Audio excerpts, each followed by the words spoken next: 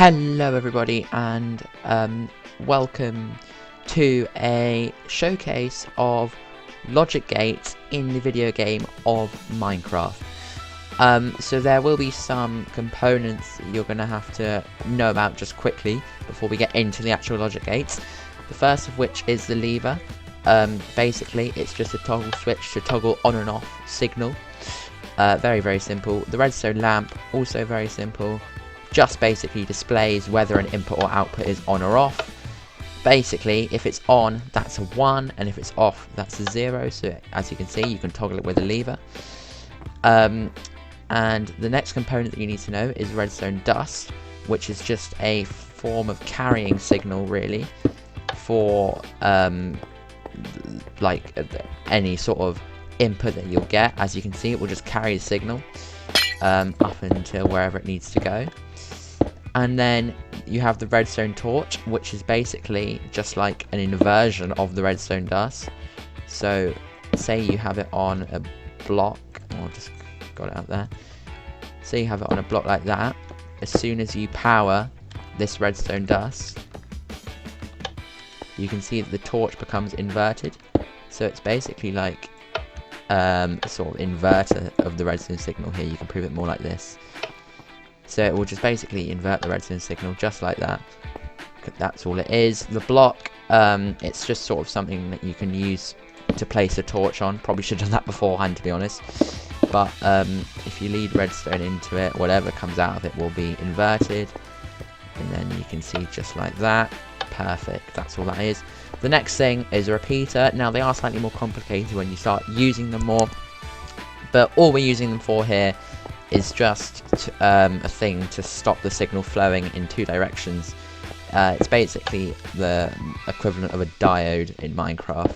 As you can see, it will only flow in one direction. That's all you need to know to build all of the main logic gates. It's really that simple. So the first gate that we're going to start with is the NOT gate. First gate we're going to start with is the NOT gate. And it is really simple. We actually just built loads here. But all it is that when the input is 1, the output is the complete opposite, so a 0.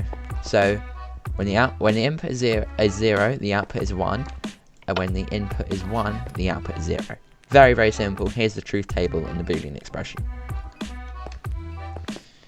And secondly, we have the AND gate, which is basically just so that both of the inputs have to be on for the outputs to be on. So if we turn one lever on, you can see that the output is not on. If we have both on though, however, you can see the output is on.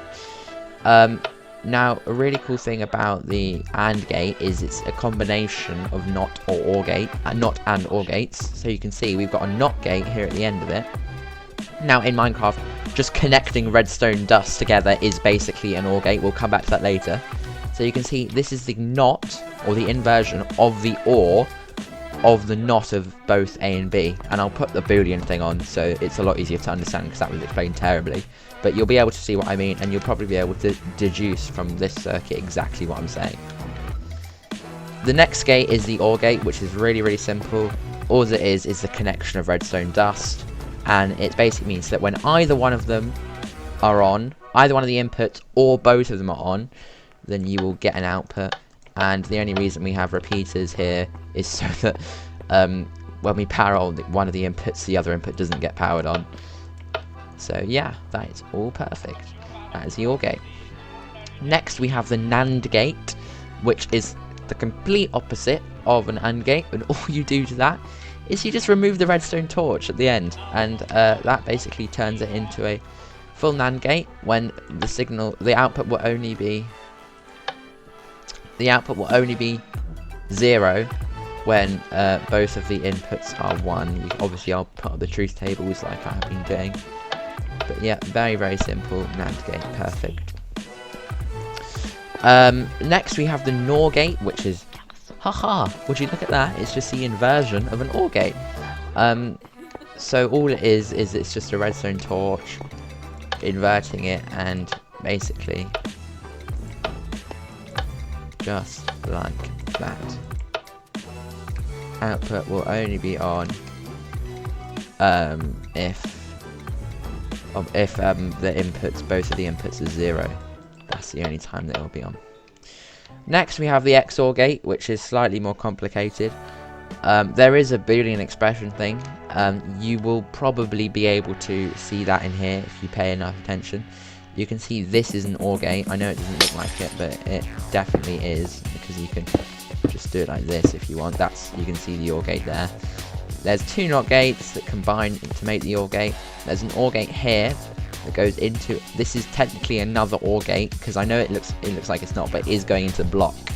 And there's another OR gate here, and there's another OR gate here, and another NOT gate, and basically it does work. You can probably have a look at this and look at the Boolean expression and figure out exactly what's going on, but if you want to, you can have a look at that. And then it does work as an XOR gate. So obviously when both inputs are on, it's off, but then when either one is on, and it's on. Perfect. And then lastly we have the XNOR gate, which is literally so simple. It's just the inversion of an XOR gate. So it will only be on when like both of the inputs have the same value, so either 0 or 1. As you can see, it will be off whenever that. And that basically concludes the end of the logic gates sort of crash course in Minecraft, and the possibilities